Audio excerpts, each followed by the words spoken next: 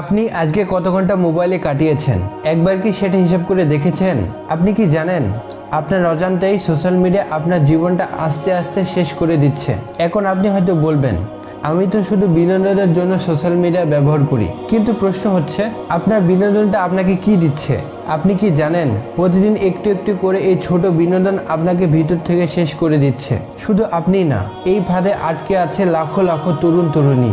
আজকের ভিডিওটিতে আমি বলবো কিভাবে সোশ্যাল মিডিয়ার কারণে আপনি আপনার জীবনের নিয়ন্ত্রণটা ধীরে ধীরে হারিয়ে ফেলছেন, অথচ আপনি নিজেও সেটা টের পাচ্ছেন না। তাই ভিডিওটি শেষ পর্যন্ত দেখুন।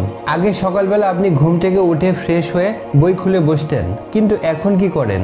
ঘুম থেকে উঠে আপনার হাত চলে যায় ফোনের দিকে। এটা শুধু আপনার না, লাখ লাখ ছেলে মেয়ে এই একই ফাঁদে আটকে আছে। মাঝে মাঝে সোশ্যাল মিডিয়াতে স্ক্রোল করার পর মনে হয় আমি এই 1 ঘন্টা কিছুই করলাম না। তবুও আপনি থামেন না, কারণ আপনার মস্তিষ্ক এখন ডোপামিনের ভিক্ষুক হয়ে গেছে। আর সবচেয়ে দুঃখের ব্যাপার কি জানেন? একসময় যারা আপনাকে ইন্সপায়ার করত, এখন তারাই আপনার হীনমন্যতার কারণ। কেন? কারণ আপনি এখন প্রতিনিয়ত নিজের জীবন অন্যের হাতে তুলে দিয়েছেন। নিজের জীবন অন্যদের সোশ্যাল মিডিয়া লাইফের সাথে তুলনা করেছেন। সোশ্যাল মিডিয়া শুধু আমাদের সময় অপচয় করে না, এটা আসলে এক ধরনের মেন্টাল প্রোগ্রামিং। আপনি যখন কাউকে সোশ্যাল মিডিয়াতে দেখে ভাবছেন, ও তো আমার বয়সে লাখপতি, গাড়ি কিনেছে, ট্যুরে যাচ্ছে, আর আমি এখনো পড়াশোনা শেষ করিনি।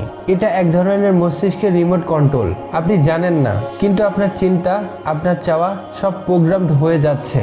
আপনি চিন্তা করলেন একটা ঘড়ি কিনবেন, তারপর একটার পর একটা সোশ্যাল মিডিয়াতে ঘড়ির অ্যাড আসা শুরু করলো, কারণ সোশ্যাল মিডিয়া বুঝে ফেলেছে আপনার একটা ঘড়ি দরকার।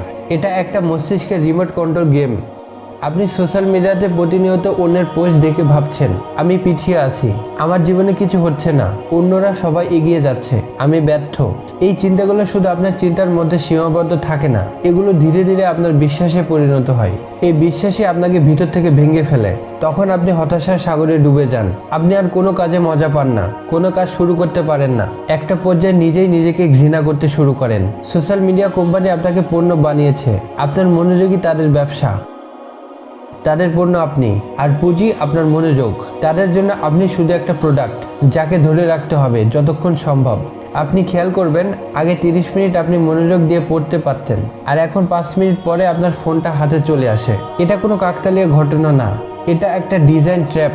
সোশ্যাল মিডিয়া আপনার উপর যেসব প্রভাব ফেলে একটু নিজের সাথে মিলিয়ে দেখুন। নাম্বার 1, মনোযোগ কমে যাওয়া। নাম্বার 2, প্রতিদিন প্রোডাক্টিভ সময় নষ্ট হওয়া। নাম্বার 3, অন্যের সাথে নিজের তুলনা করা। নাম্বার 4, বাস্তব জীবনের সাথে সংযোগ হারিয়ে যাওয়া। আপনি একা নন, তরুণ প্রজন্মের সবাই এই সমস্যায় জর্জরিত। আর এর সবচেয়ে ভয়ানক দিক হলো আপনি জানতে পারছেন না এই পৃথিবীর সবচেয়ে বড় সম্পদ হলো মনোযোগ। আর আপনি যদি সেটা অন্যের হাতে দিয়ে দেন, তাহলে আপনার জীবন কে তৈরি করবে? আজ থেকে নিজের সময়, মনোযোগ আর মন সবকিছু ফিরিয়ে আনুন। নিজের জীবনের হিরো আপনি নিজেই। ভিডিওটি ভালো লাগলে সাবস্ক্রাইব করুন, শেয়ার করে ছড়িয়ে দিন যারা এই মায়াজালে আটকে আছে। দেখা হচ্ছে পরবর্তী ভিডিওতে।